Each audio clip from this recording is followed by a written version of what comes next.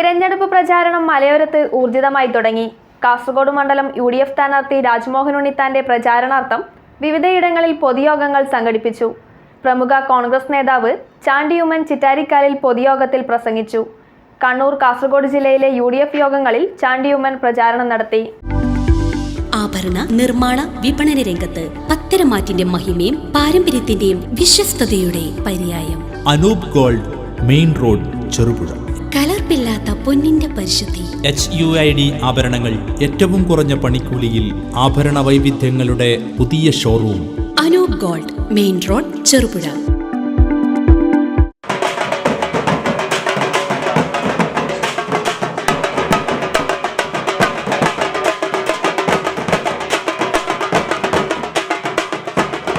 തിരഞ്ഞെടുപ്പ് പ്രചാരണത്തിന് മലയോരത്ത് ചൂടുകൂടി. കാസർഗോഡ് മണ്ഡലം UDF സ്ഥാനാർത്ഥി രാജ്മോഹൻ ഉണ്ണിത്താന്റെ പ്രചരണാർത്ഥം ചിറ്റാരിക്കാലിൽ കുടുംബസംഗമം നടത്തി. പ്രമുഖ കോൺഗ്രസ് നേതാവ് ചാണ്ടി ഉമ്മൻ ഉദ്ഘാടനം ചെയ്തു.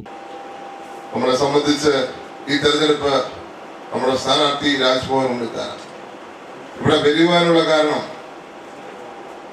അദ്ദേഹം എന്റെ പിതാവിന് കൊടുത്ത ആത്മാർത്ഥമായ സേവനം, സ്നേഹം, കരുതൽ. അതുകൊണ്ടാണ് ഞാനിവിടെ നിൽക്കുന്നത്.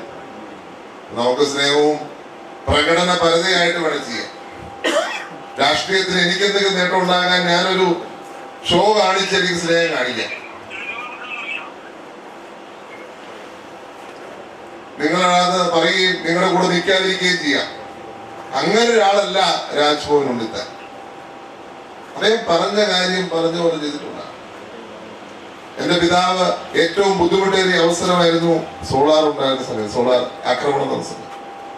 അന്ന് അദ്ദേഹത്തിനോട് ചേർന്ന് നിന്ന് ഒരു നീതിമാന് വേണ്ടി സത്യം കേരളത്തിൽ വിളിച്ച് പറയുവാൻ ചങ്കൂറ്റം കാണിച്ച ഒരു വ്യക്തിയാണ് ശ്രീ രാജ്മോഹൻ ഉണ്ണിത്താൻ എന്ന് എനിക്ക് പറയാൻ സാധിക്കും. അത് മാത്രമല്ല, അദ്ദേഹത്തിന് വേണ്ടി അടികൊണ്ട ആളാണ്.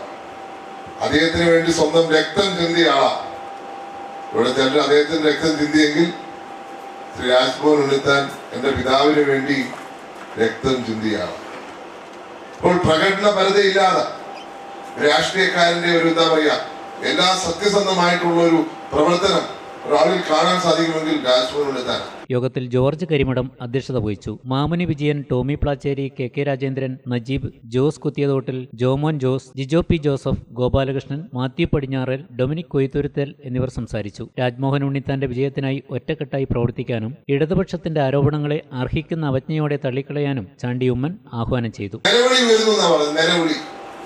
എങ്ങനെയാണ് ഒരു മരിച്ചാൽ പോലും തീരാത്ത പകയുമായി നടക്കുന്നത് എന്ന് എനിക്ക് മനസ്സിലാവും.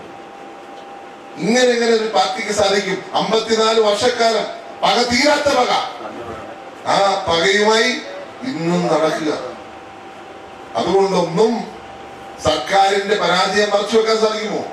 ഇവിടെ പെൻഷൻ കിട്ടുന്നില്ല, ഇല്ലേ? എത്ര നാളായി, എത്ര മാസമായി? ഒരു കള്ളക്കഥ ഇടയ്ക്കായിരുന്നു.